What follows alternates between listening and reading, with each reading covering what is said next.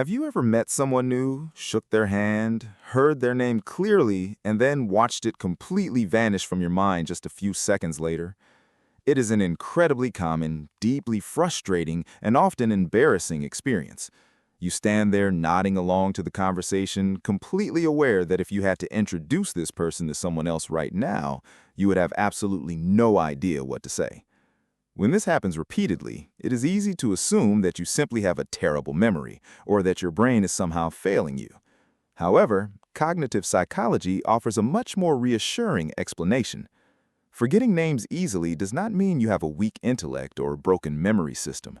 Instead, it is a direct reflection of how the human brain is wired to process, prioritize, and store information. To understand why this happens, we first have to look at how the brain treats names. In cognitive psychology, names are classified as arbitrary labels.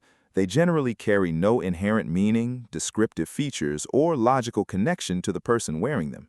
If someone introduces themselves as Baker, that word is just a random sequence of sounds attached to their face.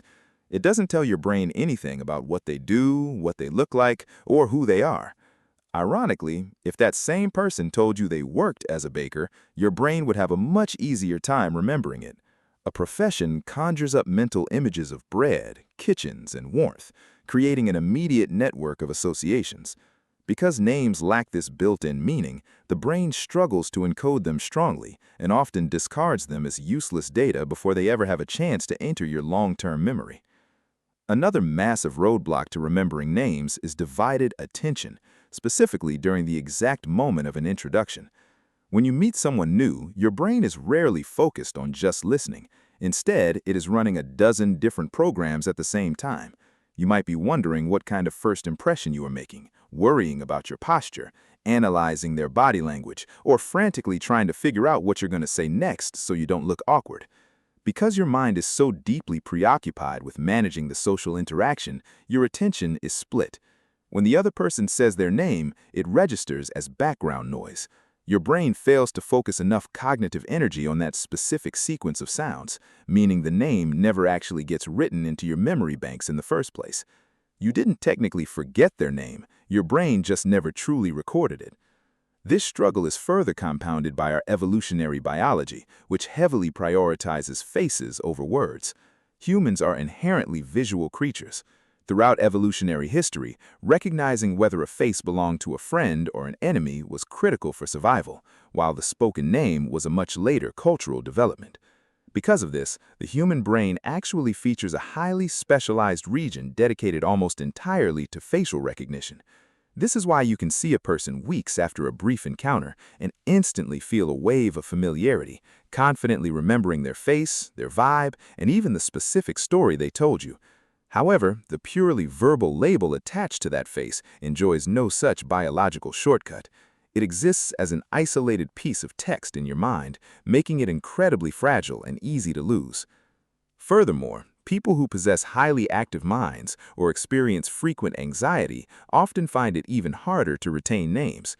If you are someone whose thoughts are constantly racing, you are highly susceptible to cognitive overload during social introductions. When your working memory is already completely full of thoughts, ideas, and observations, there is simply no physical room left to process new unstructured data like a stranger's name. In these moments, forgetting a name isn't a sign of low intelligence. In fact, it often indicates the exact opposite. Your brain is working overtime, processing so much environmental and internal information at once that it naturally filters out what it deems to be non-essential labels. Ultimately, memory thrives entirely on associations.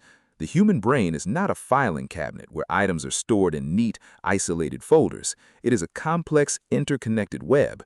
We remember things by anchoring new pieces of information to concepts, memories, and facts that we already know and understand.